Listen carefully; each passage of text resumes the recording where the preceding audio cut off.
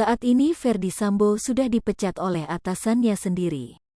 Pemecatan Ferdy Sambo dikarenakan diduga telah membunuh Brigadir J.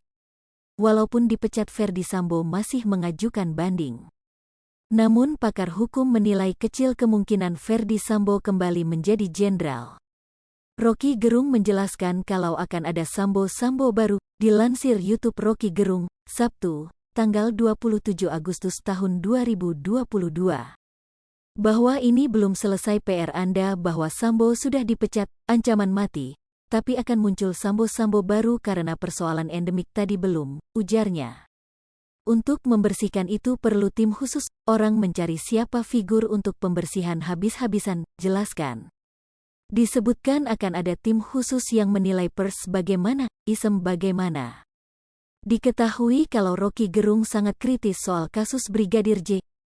Kini publik menunggu bagaimana nasib selanjutnya dari Ferdy Sambo.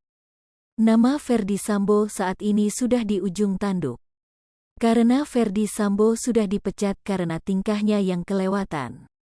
Ferdy Sambo juga terancam hukuman mati karena membunuh Brigadir J. Walaupun dipecat, Ferdy Sambo masih berani mengajukan banding. Susno Duaji pun ikut berkomentar terkait Ferdy Sambo yang mengajukan banding setelah dipecat, dilansir YouTube TV One, Sabtu, tanggal 27 Agustus tahun 2022.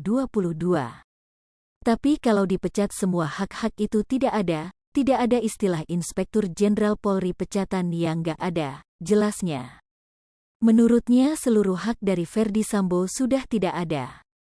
Kemudian hak pensiun, hak-hak lain, misalnya masih pakai baju dinas itu nggak ada lagi, ujarnya. Sangat berbeda menurutnya kalau dipecat dengan tidak hormat. Jadi sangat berbeda antara PTDH dipecat dengan mengundurkan diri pensiun dini, itu berbeda, terangnya. Kini publik menunggu bagaimana nasib selanjutnya dari Ferdy Sambo.